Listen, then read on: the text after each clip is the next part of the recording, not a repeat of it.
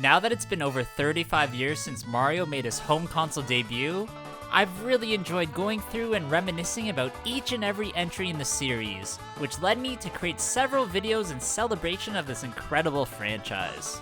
Now, I've seen many videos on YouTube ranking each game by difficulty or enjoyability, but there's one topic I haven't seen anyone touch on, which is ranking every Mario game from worst to best reviewed. I've included 27 titles in total from the franchise, pulling the rating of each game from Metacritic as it averages reviews from all the major critics. Also, as a bit of a note, I've excluded games like Mario and Luigi, puzzle games, sports games, and party games, as Mario isn't technically the main focus, but these could all make for a very interesting video in the future. Oh yeah, and before I get things started, my name is Copycat, and if you haven't yet, then please subscribe to my channel, and hit that bell to stay notified when I upload new videos. I'm honestly not surprised to find out that Paper Mario Sticker Star, that has a Metacritic score of 75 out of 100, is the worst reviewed game in the franchise, as when I first played this 3DS title, I was blown away by how underwhelming it was. There are tons of bad things about this particular game, like the underdeveloped Sticker Star mechanic. However, the most egregious thing about this entry is that it just doesn't bring anything new to the table. Being the fourth game in the Paper Mario series, you would think Nintendo would know by this point what works well and what doesn't in this type of game. That's probably why people vehemently dislike this title, as Sticker Star tries to change something that quite obviously isn't broken. I think Rich Stanton of Eurogamer, who gave this title a 7 out of 10, summed things up perfectly by saying, "Sticker Star has two sides. One is a world that's a simple, vibrant joy to be in.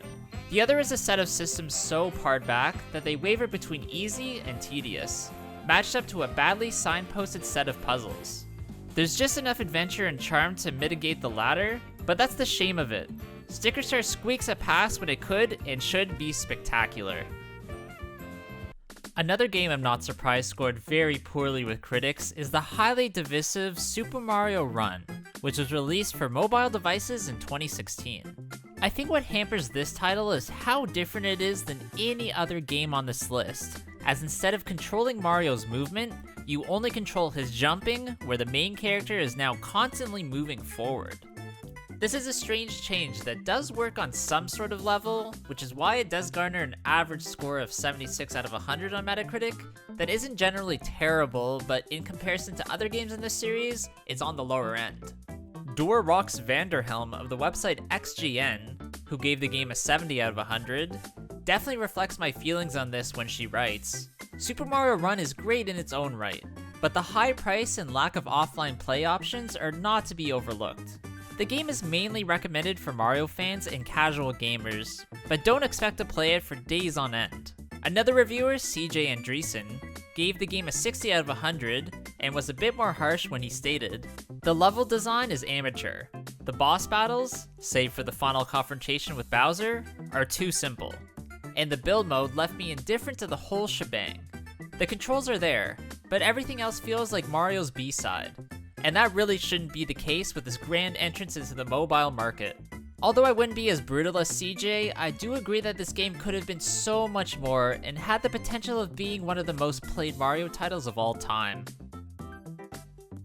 The next game at number 25 on this list is Paper Mario Color Splash, which was the next game in that mini-series after Sticker Star and was released for the Wii U in 2016.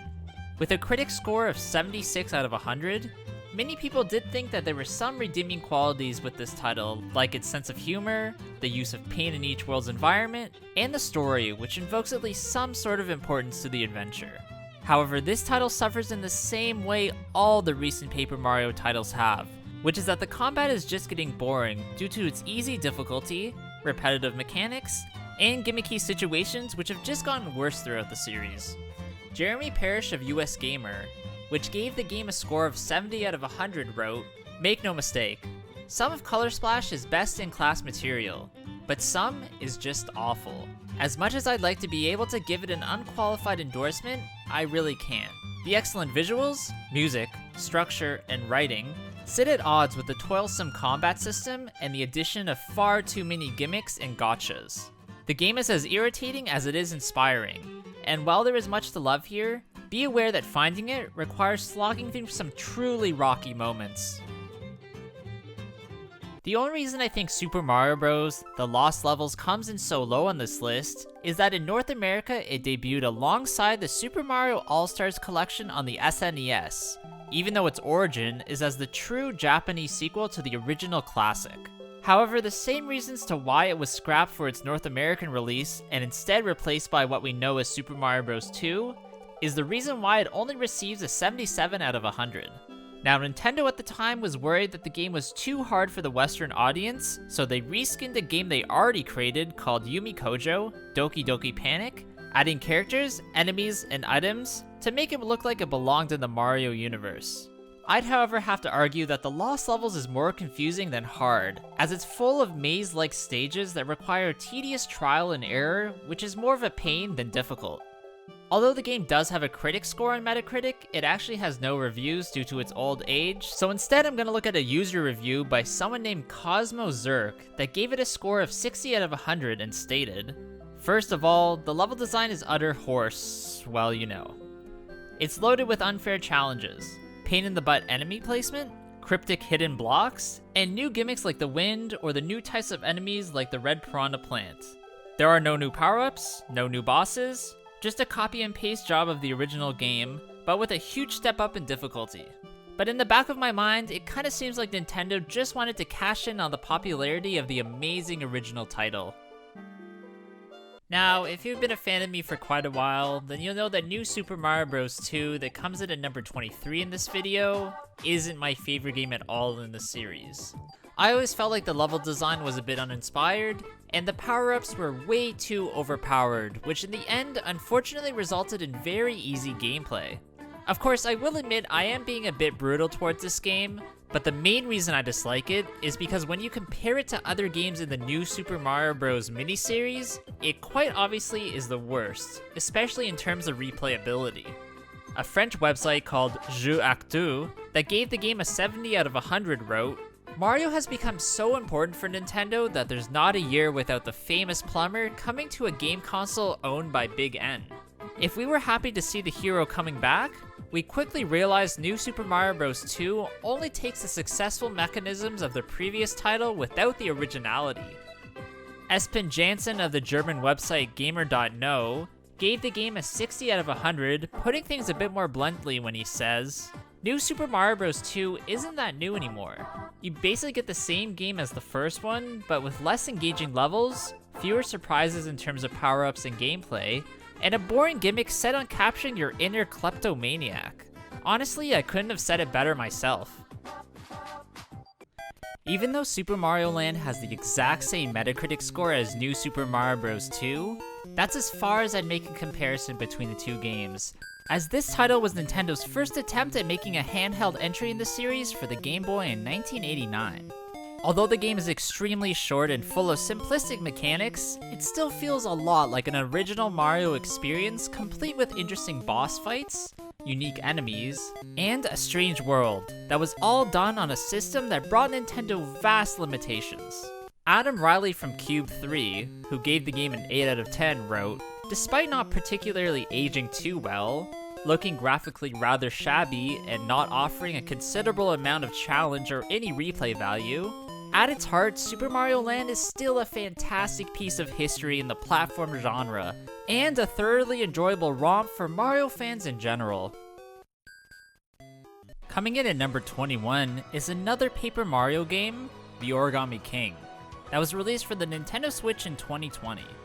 Now, I can't lie, I actually had a lot of fun playing this game, as it has a great story full of amazing environments that are jam-packed full of collectibles to discover. The main complaint I have about the game, however, and the reason it only scores 80 out of 100, all revolves around its gimmicky combat system that includes moving enemies by rotating or sliding them to line them up so they can be more easily comboed. A Japanese website called Gamersky gave the game an 80 out of 100 while simply stating, "Apart from the combat part, Paper Mario The Origami King is fun, adorable, and full of surprises." Now, in my opinion, making another Paper Mario title is going to be tough, as just adding a gimmicky feature to each game isn't going to cut it with the fan base anymore. At number 20, we have one of the most unique games in the franchise in terms of enemies, levels, and its final boss in Super Mario Land 2 for the Game Boy. With a score of 80 out of 100 on Metacritic, this game was a huge step up from the original. As the graphics vastly improved, the mechanics felt way more smooth, and the level design made for a much more enjoyable experience. The game also had some of the weirdest enemies in the series, and a final boss in Wario who would never show up again in a mainline Super Mario game. Corby from Nintendo Life wrote, "The original Super Mario Land was a solid start for the series on Nintendo Game Boy systems, but nothing could prepare gamers for what the developers were able to do with the sequel.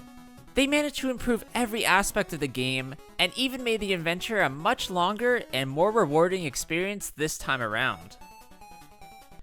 The next game on this list, with a score of 81 out of 100, is Super Mario Bros. 2, the North American sequel to the NES classic. Although not originally a Mario title, it was definitely developed with Mario's mechanics in mind, which is why the changes Nintendo makes to make it feel more Mario almost seems seamless.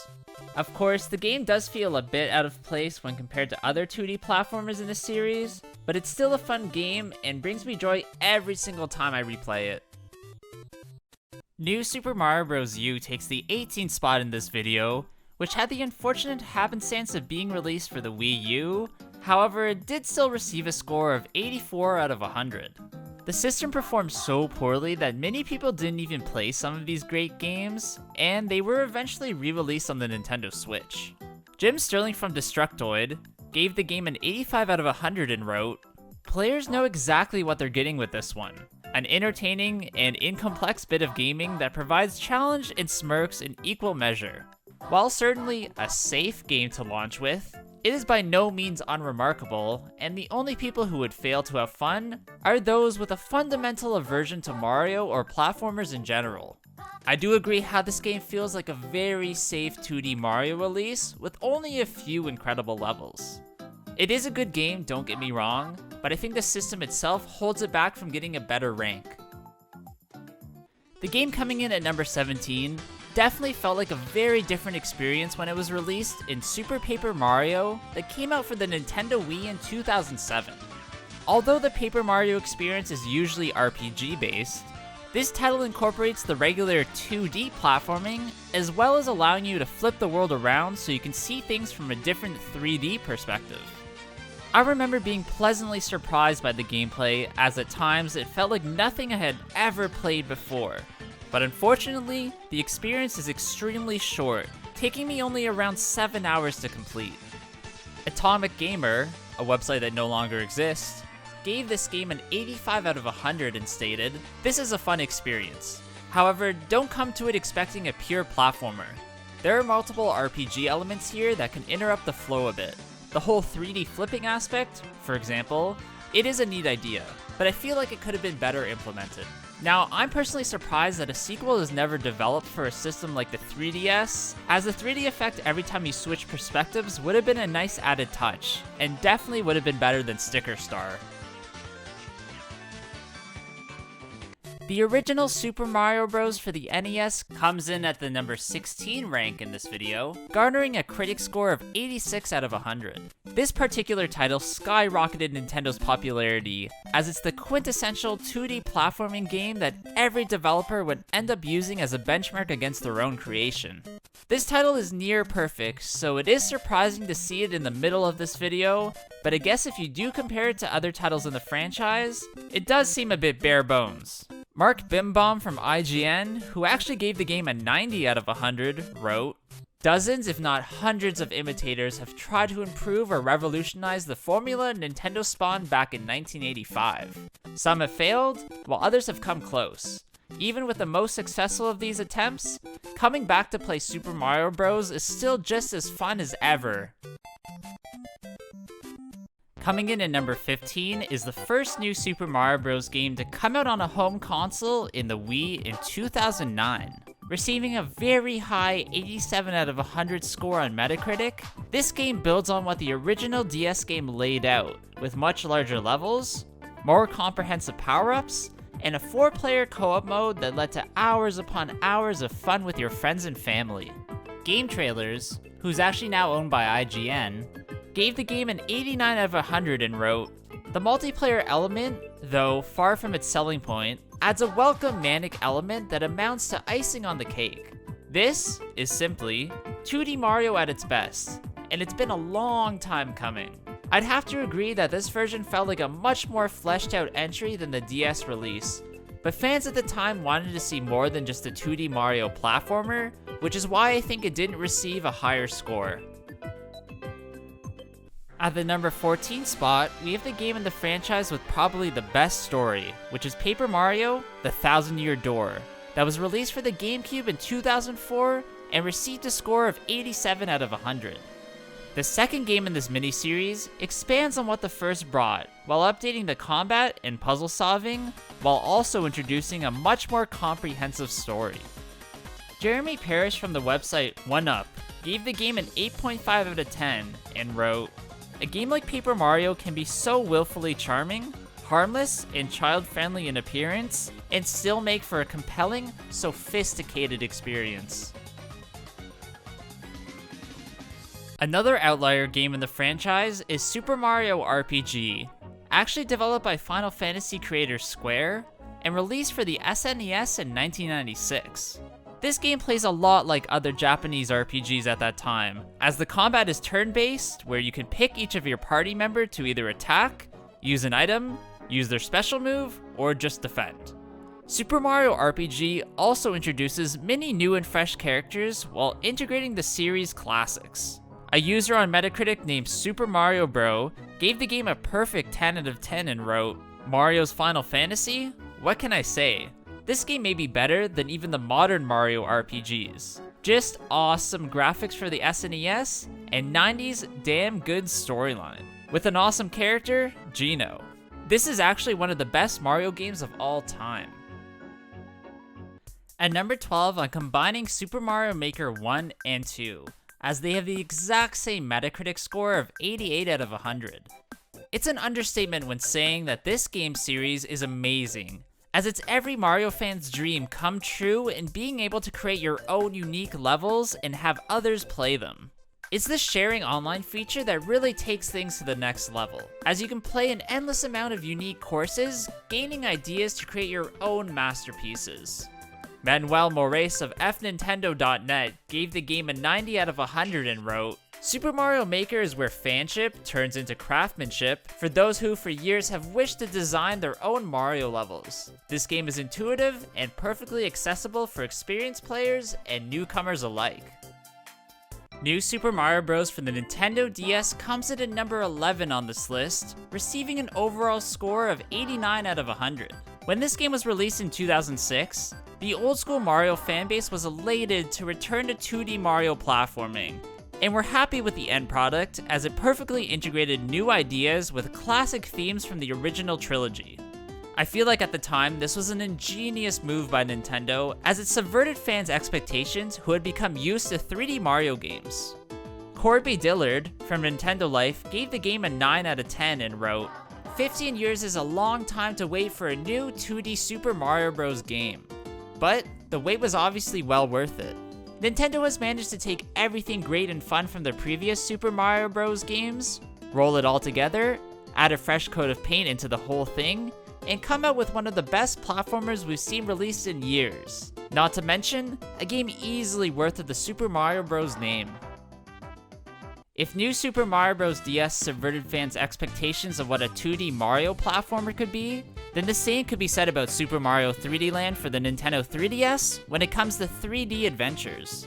Receiving a 90 out of 100 on Metacritic, this game is completely different than any other before it, as it actually combines aspects of both Mario gameplays with its linear 2D completion style, but also emphasizes on 3D level exploration and control.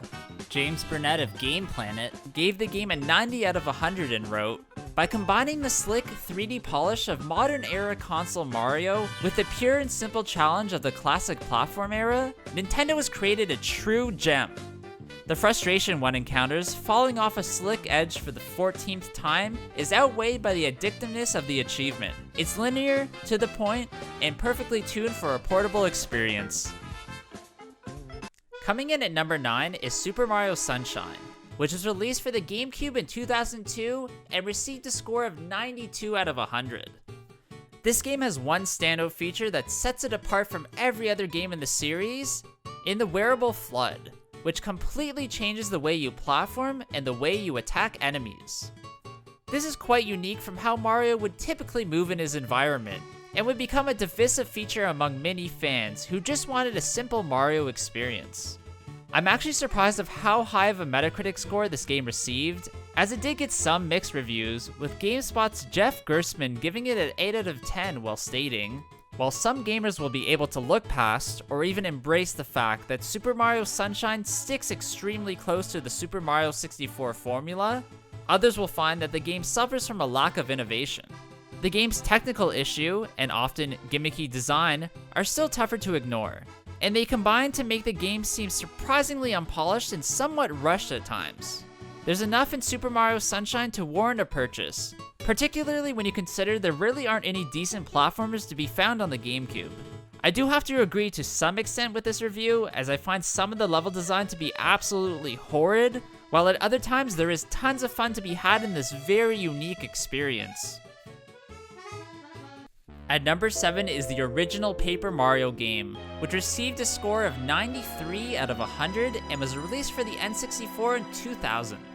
This title surprised a lot of people upon its release, as many did not play Super Mario RPG, so they didn't expect Mario to take such a different direction. On top of that, the series is usually devoid of any story, other than knowing you have to rescue the princess from the clutches of the King Koopa Bowser.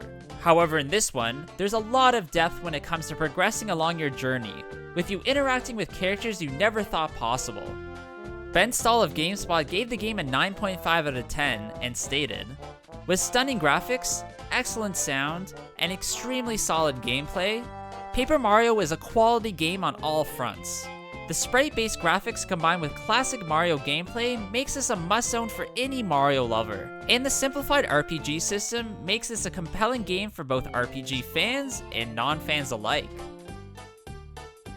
At number 7 is the sequel to Super Mario 3D Land, appropriately named Super Mario 3D World, which was released for the Wii U in 2013. Receiving a score of 93 out of 100 on Metacritic, this game builds up on the fantastic world that the 3DS version laid out, greatly expanding the size of each level while adding up to 4-player cooperative modes for some insane times with your friends. Just like the first entry, this title takes influence from almost every past Mario game in the franchise, while adding just enough new features to make it feel fresh and exciting. However, a website called Games Masters UK explains the one downside in the review, albeit they gave the game a 92 out of 100, stating, "It's not a game that'll single-handedly save the Wii U, but it's a typically brilliant, typically Nintendo experience, and one that'll live in your memory long after the final flagpole has disappeared from view." It really is unfortunate that the Wii U failed, as it actually had some pretty good games on it, but at least Nintendo is re-releasing a handful of them on the Switch, so fans can really enjoy their spectacularity.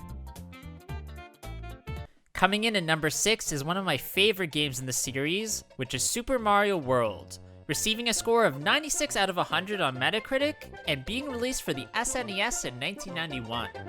Although still in the same vein as the original NES trilogy, this entry puts its own spin on things, adding Yoshi as a rideable character and introducing some very unique level design features that would be emulated in future 2D Mario titles. Hidden exits were a huge staple in this game, which definitely made it feel less linear, which is hard to do in a Mario setting. James O'Neill of Nintendo Life gave the game a 10 out of 10, stating years later, "While many retro games can claim to be a classic, not many are a solid gold masterpiece. Super Mario World is a masterclass in side-scrolling platform design, to the point that modern 2D game developers should be encouraged to study it as a prerequisite of mastering their craft. Its success as an outstanding video game is predominantly due to its stellar course design and its tantalizing 96 level exits. It's the hidden gameplay surprises that keep you playing and returning for more, so it's the secrets that are ultimately Super Mario World's special sauce." The first 3D game in the series is also seen as one of the most innovative in Super Mario 64, which was released for the N64 in 1996. If Super Mario Bros. Jump-started the platforming revolution, Then Super Mario 64 created the 3D adventure game boom, incorporating several aspects that have been emulated for decades since its release. Instead of linear platforming, this title revolves more around exploration and puzzle solving in order to find stars in each course that in turn opens another area in the hub world. Super Mario 64's overall Metacritic score is 94 out of 100, and GameSpot gave it exactly that while stating, Mario 64 is a game that rewards the curious, and in some cases, the bludgeoningly stubborn and tenacious. If Mario 64 is even a rough indication of what's to be expected from Nintendo, or from games in general, then we just might have a revolution of sorts on our very hands. Coming in at number 4 is a game that I'm surprised garnered such a high score in Super Mario World 2, Yoshi's Island, that was released for the SNES in 1995. With a score of 96 out of 100 on Metacritic, this game greatly switches up the formula, introducing Yoshi as the main character and incorporating unique mechanics that led to some very different gameplay. One of these added features is Yoshi's egg throw, where he pauses for a moment, aiming in on the target he wants to attack, then releasing his egg. Mario is still present, but now in baby form riding on the back of the main character, with the mission of saving his brother Luigi from the clutches of Kamek and young Bowser. Rob Hamilton of HonestGamers.com actually gave the game a perfect 10 out of 10 while stating, Yoshi's Island may not be perfect, but it provides a pure gaming boss, taking the tried and true Super Mario Bros. Style of play and adding its own personalized touch. Although I do think Super Mario World 2, Yoshi's Island is a good game, I wouldn't have placed it better than the original, but at the time it was seen as different and unique, which is why it received such high praise. At the number 3 spot in this video, I've combined 2 games from a particular mini-series, as they both received a Metacritic score of 97 out of 100 in Super Mario Galaxy 1 and 2 that were both released for the Wii console.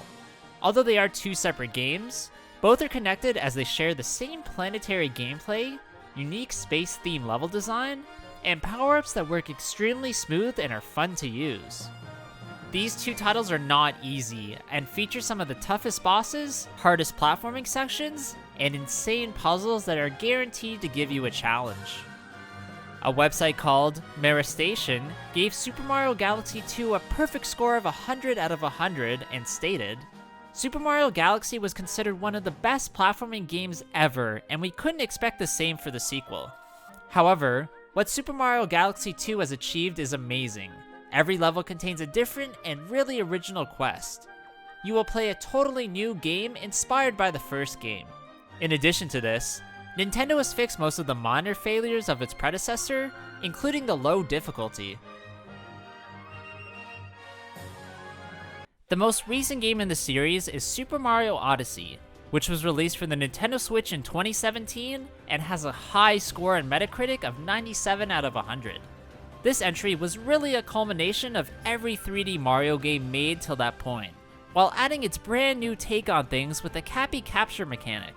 Cappy allows you to become some of Mario's friends and even his worst enemies, transforming you and giving you specific abilities to help you collect moons. Just like Super Mario 64, these collectibles are used to unlock the next kingdom and so on until you finally reach Bowser.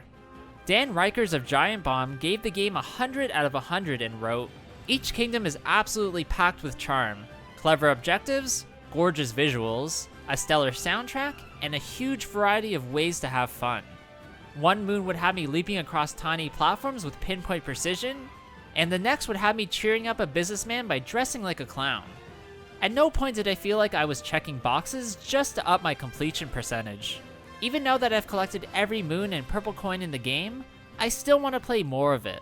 It's one of the most joyous and entertaining gaming experiences I've had in a long time, and it stands tall among the all-time great Mario games. To me, there's really no surprise in seeing Super Mario Bros. 3 for the NES with the highest rating in the entire franchise, scoring an incredible 98 out of 100 on Metacritic. This title really is the quintessential 2D platformer, with Nintendo exceeding fans' expectations, especially after the first 2 games were so highly successful. The controls in this entry were tight, each level unique, and Mario's power-ups and items added an interesting aspect during each playthrough. A user named PP7Silence gave the game a perfect 10 and stated, "After 22 years, this is still seen as the best Super Mario Bros. Game of all time and the best title on the NES. I really have nothing bad to say about this game. It still stands as the pinnacle of what 2D platformers aspire to be. Accessible to all ages, and deep enough for the big kid in all of us." Alright, that's going to be it for today's video, guys. I really hope you did enjoy this one. If you did, please leave a like, comment below what you thought about it, and of course subscribe to my channel. Also, I do have an Instagram at Copycat Gamer where I upload some cool clips and items from my collection that you won't see anywhere else, so please go give it a follow. Hope you guys all have a good day, and I'll see you all in the next one. Bye!